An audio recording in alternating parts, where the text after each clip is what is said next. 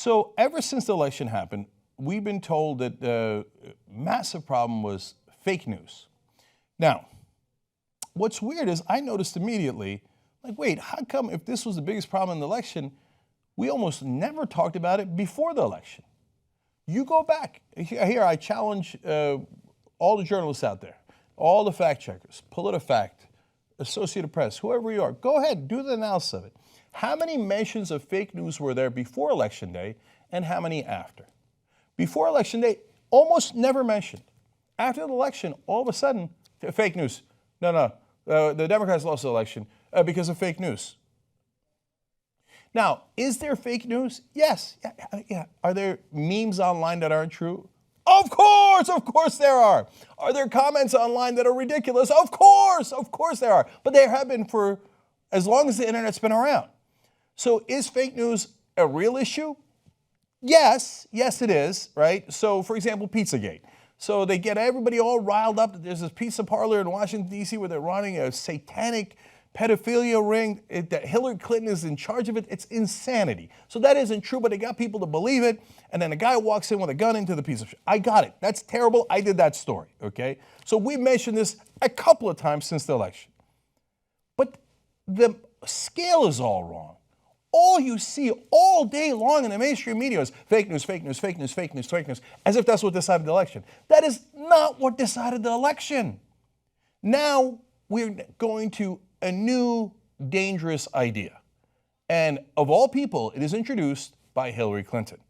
So now let me show you the two small parts of this and why they're both so important. First, she goes after the issue. Let's watch. It's now clear that so-called fake news can have real-world consequences. This isn't about politics or partisanship. Lives are at risk.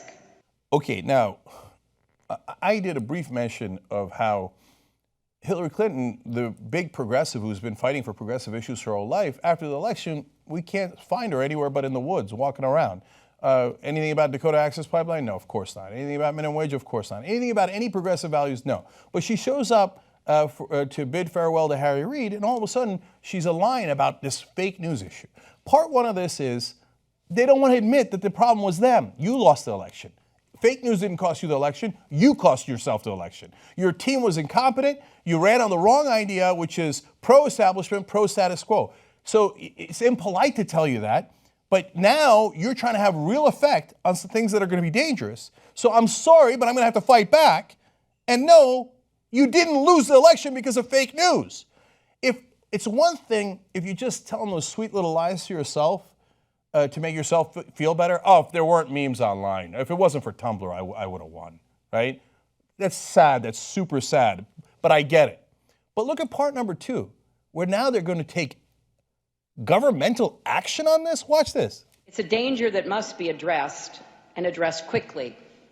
Bipartisan legislation is making its way through Congress to boost the government's response to foreign propaganda, and Silicon Valley is starting to grapple with the challenge and threat of fake news. Bipartisan legislation? What the hell are you talking about? What, are you going to outlaw memes? No. This is going after the First Amendment. We're not going to have this. So it's one thing when you say, hey, Twitter is a private company, and somebody wants to be enormously abusive on Twitter, Twitter gets to make that decision to remove them.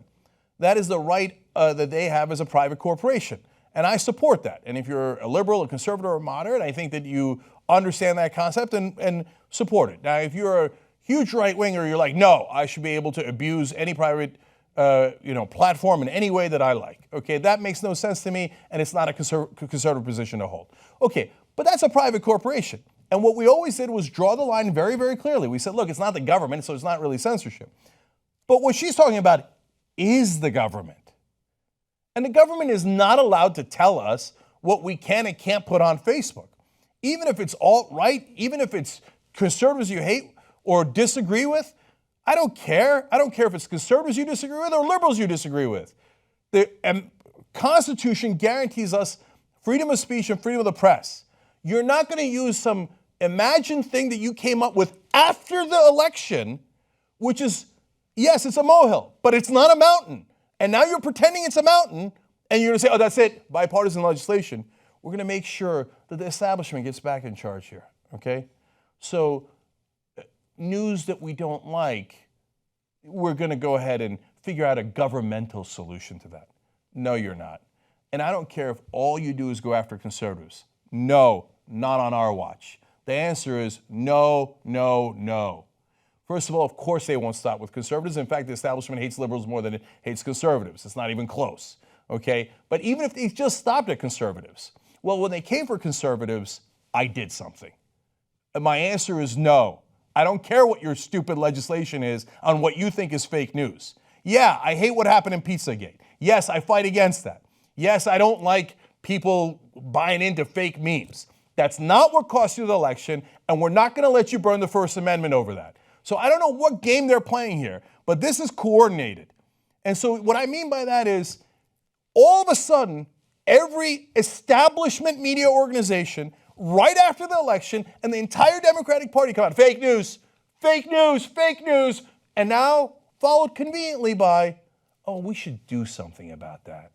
Maybe we should pass some legislation. The answer is hell no.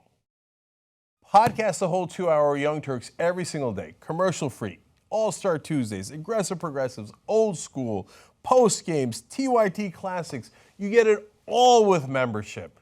Do it now, tytnetwork.com/join.